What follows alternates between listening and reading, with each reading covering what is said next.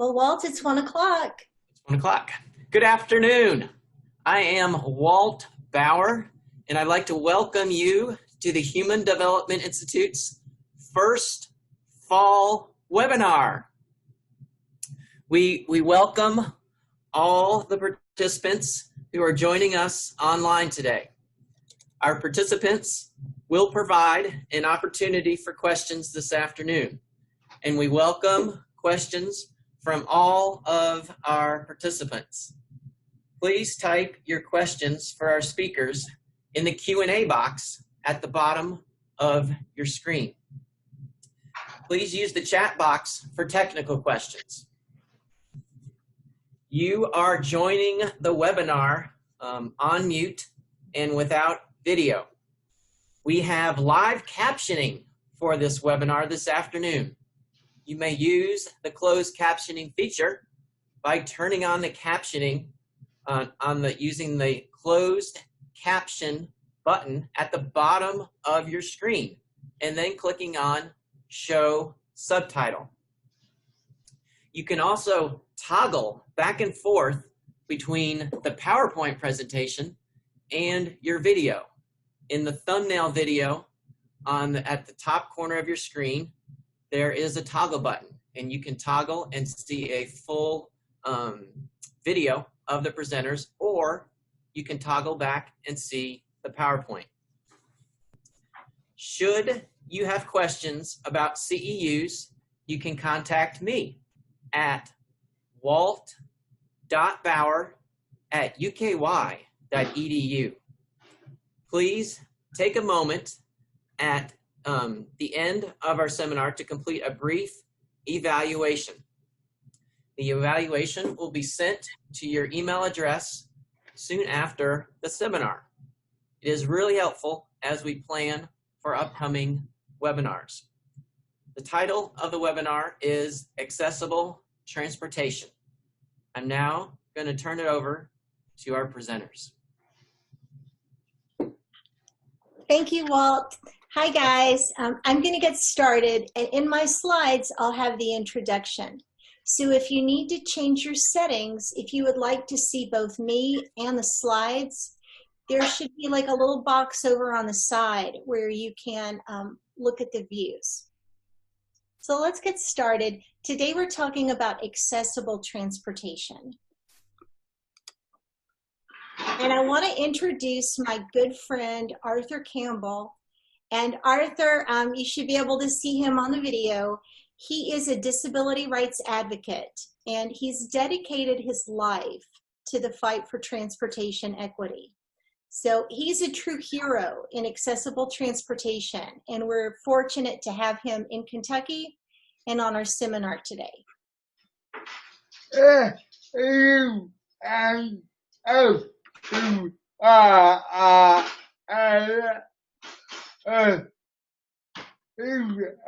you messing with me?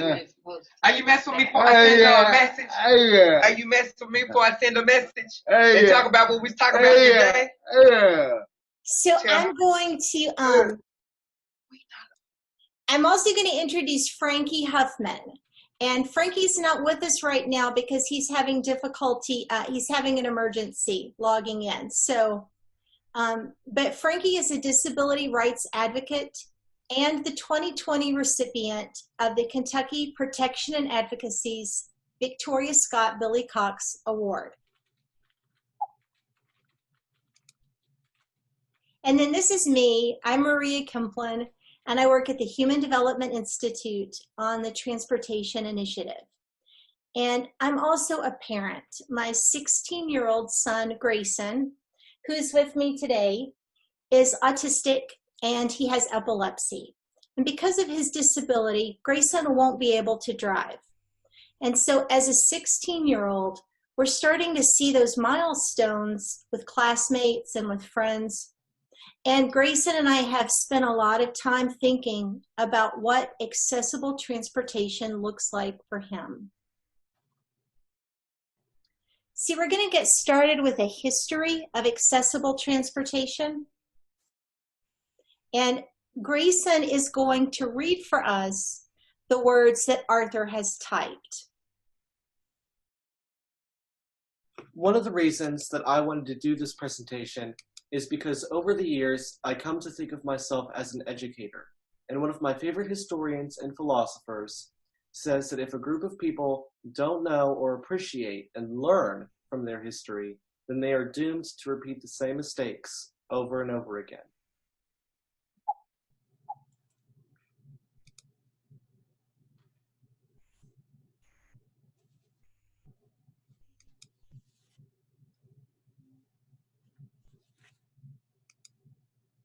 In 1984, the independent movement was only 15 years old. Up to this time, society did not allow people with disabilities, especially persons with moderate to severe disabilities, to live in community settings, much less participate in meetings and public forums. When people with disabilities started to move out of the institutions and out of their parents' back bedrooms, they soon discovered that if they didn't have dependable, accessible public transportation, there was no difference being forced to stay in the back bedroom or being locked away in an institution behind stone cold walls. In 1984, I and 3 other individuals decided to do something about the accessible public transportation situation in Louisville. Every week for the next year, we met in each other's homes, sitting around the kitchen table with a stack of books and papers in front of us for 2 or 3 hours a week reading, studying and familiarizing ourselves with local, federal, and state laws and regulations on public transportation operations, funding, and requirements for public transportation companies.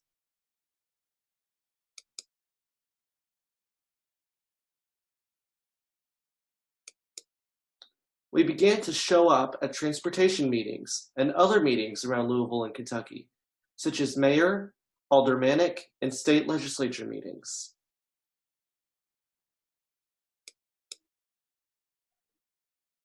You can see the red arrow on this newspaper photograph. That's Arthur Campbell. And you can also see the gentleman staring pretty sternly at Arthur in this photo. People can go to the library or get online and look up newspaper articles of 1986 through 1991. The headline here reads, "Handicapped Seek Change in Public Transit."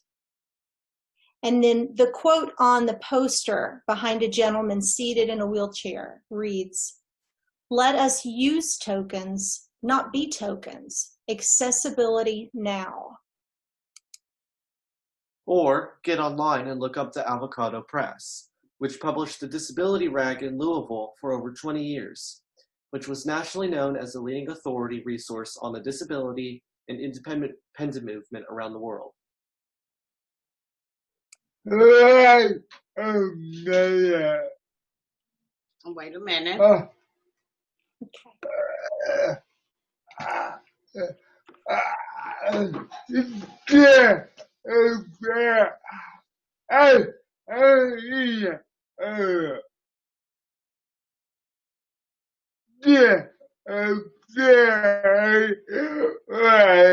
The disability rag. I've been, I've been, have have been been, sleeping yeah, for about 10 years. yeah, But and recently, this, some people and I, and myself is trying yeah, is trying to bring it back. and Thank you. If you check these sources out, then you will see what I'm going to say in this presentation is true.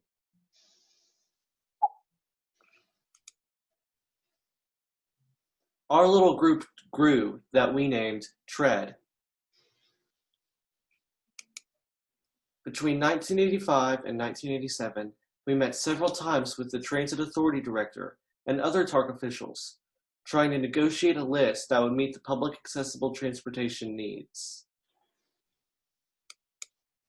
These negotiations were getting nowhere. Between 1987 and 1989, our group had grown to be between 35 to 60 strong active members, with another 250 supporters behind the scene. We began to talk about taking street action and demonstrating and protesting.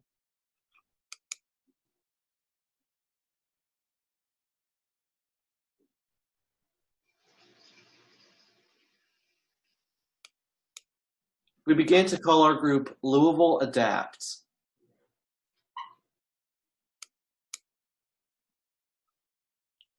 So you can see this newspaper from 1988 shows the incredible advocacy response that was going on at this time for accessible transportation. And the headline of this newspaper reads, "Disabled Arrested at Omni."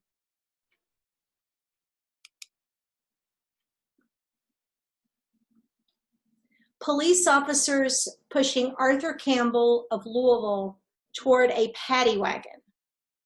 41 protesters in wheelchairs were arrested as they demonstrated for equal access to public transportation. So their crime was asking for equal access to transportation, for demonstrating and mobilizing with the call for accessibility. And you can see this is Arthur in this photo.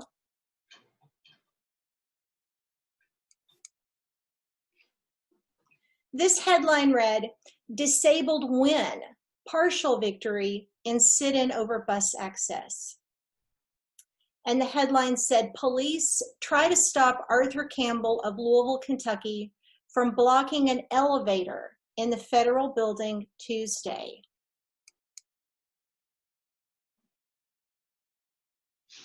And here's the photo of Arthur blocking the elevator. And Arthur has told me that the woman in the headband, it says Adapt, she's also helping. And she was the parent of a child with severe and significant disabilities.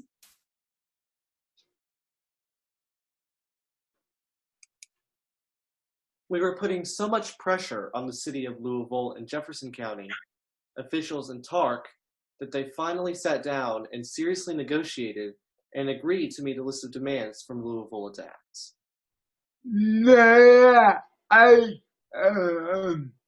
May I say something? Yes.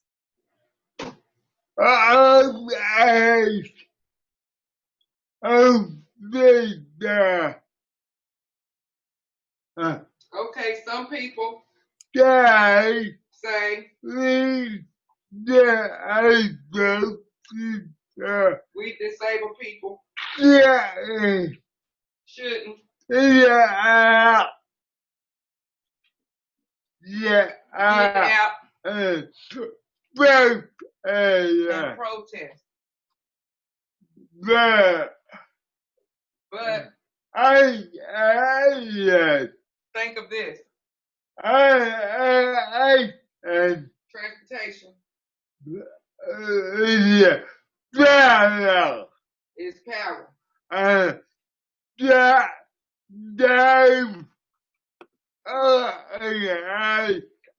No organization or agency or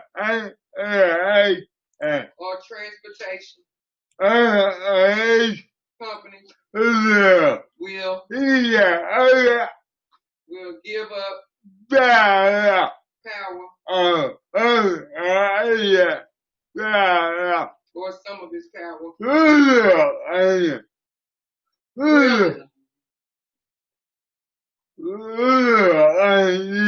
Willingly? So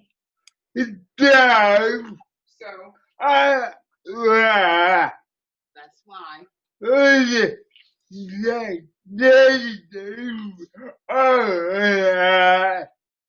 We need to organize. and get out and and protest. Hello. Thank you. Hello. Thank you, Arthur. Hello. Now one minute.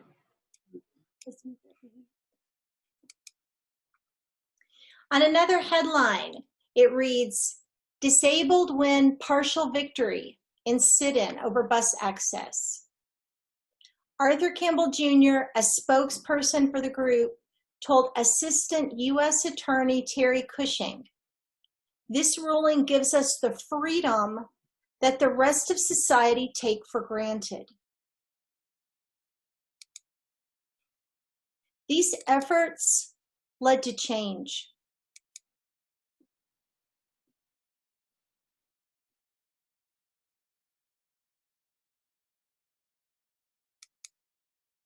By 1990, 100% of Louisville's buses were wheelchair accessible. Now, this is the buses.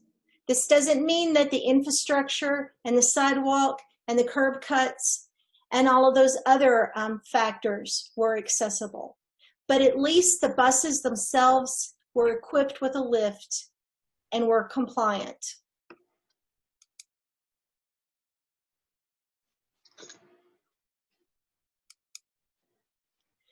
Louisville became a national model in accessible public transportation advocacy.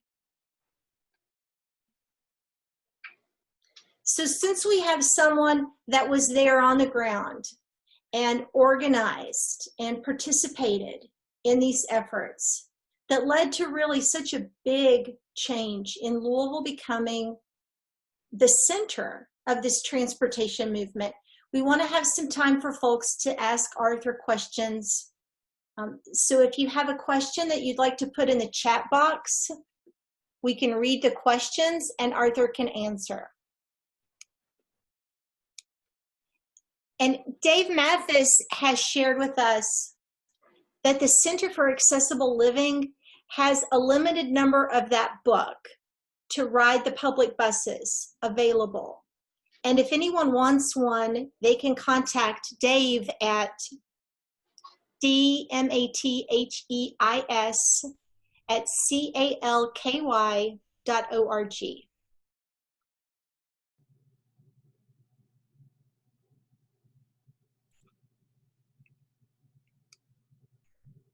I'm going to put this link also in the chat box so that folks will be able to see it there.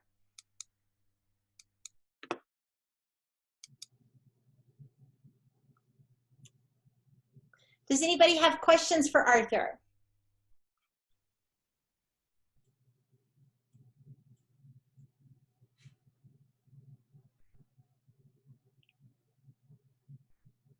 Have you ever been arrested for advocating your transportation rights?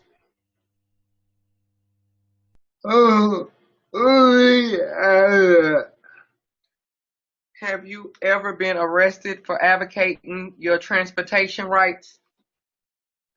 I did. You have been Yeah. arrested Yes. 20 times, Nah. 29 times Yeah. in Yeah. 12 different states.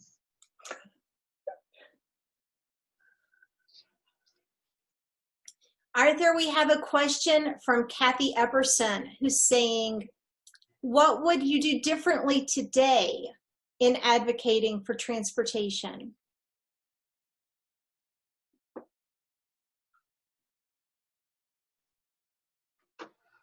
Only better.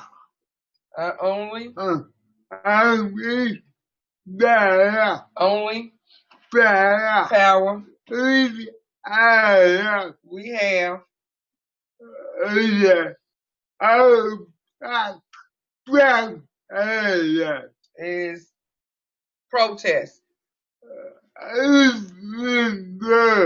You remember Yeah.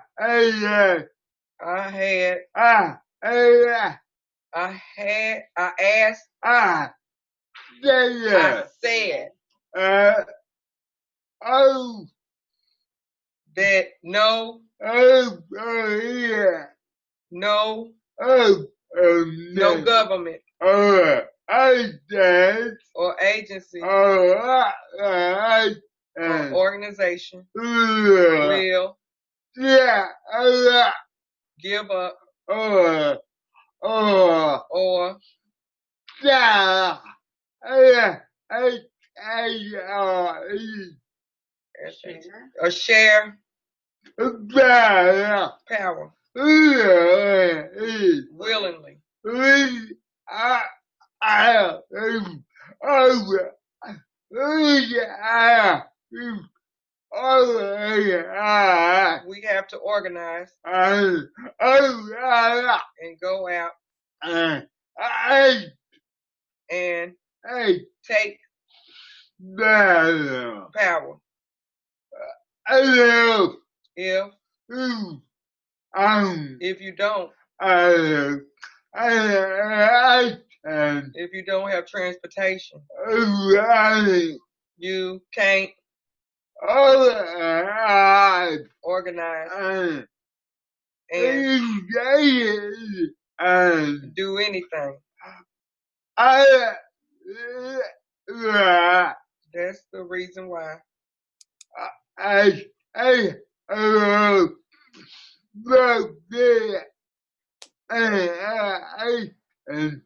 that's why professional Public transportation.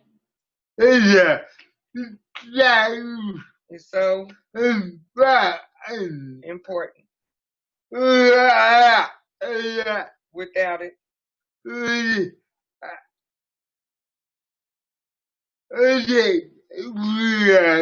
we would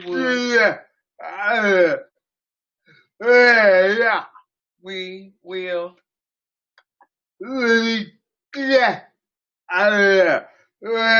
be just as well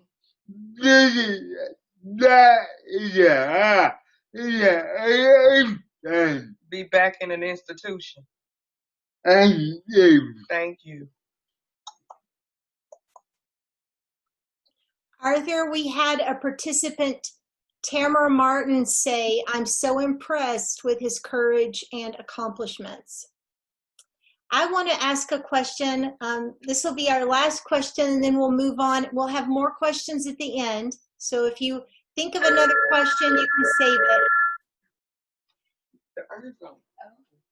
But Arthur, I wanted to ask, some people are afraid of being arrested, and some people are not able with their health to get out on the street and demonstrate. Is there a place for them in organizing and advocating behind the scenes?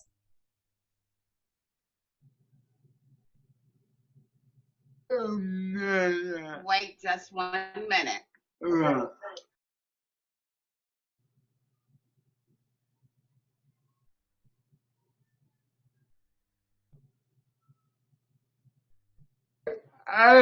Okay. What time you coming? Will you ask that question again? No, he's in a meeting right now. You might want to make it. Yes, my question is, not everyone might be able, because of their health, to get out and protest on the street or to demonstrate. And some people might be afraid of being arrested. Is there a place for them in organizing and advocating for transportation? No. Yes, ma'am.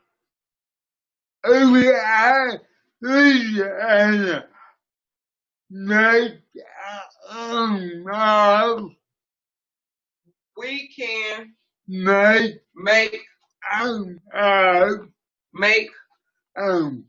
phone calls for that or help organize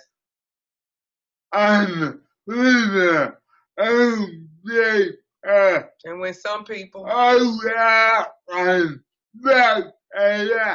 when some people go out and protest, other people come and stand on the sidewalk and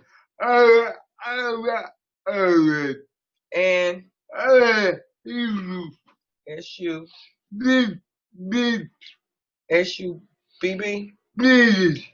SUPP, support us.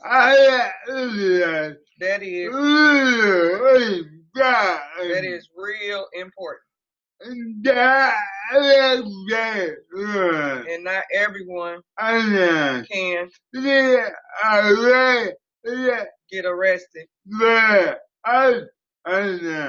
they can help organize and show up and support us without being Who are being arrested. That is real important because getting arrested is real hard and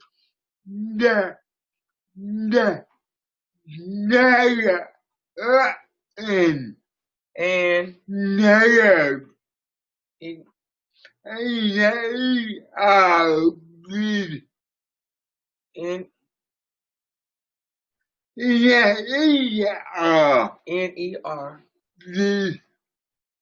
eventually nerve wracking. Yeah. Nerve wracking. you can do this. And it makes other people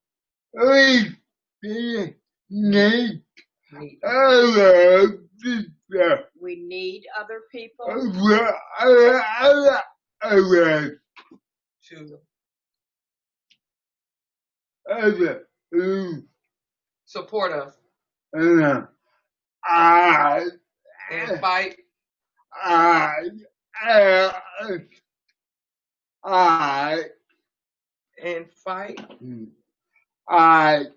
like thousands fighting, slapping, spell best way. Sound it out. Clapping and hollering for us that will give people who are planning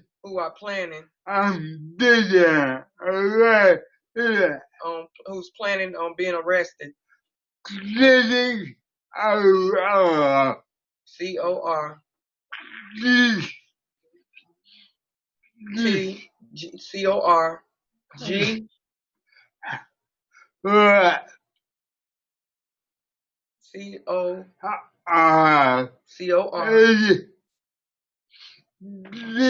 CORG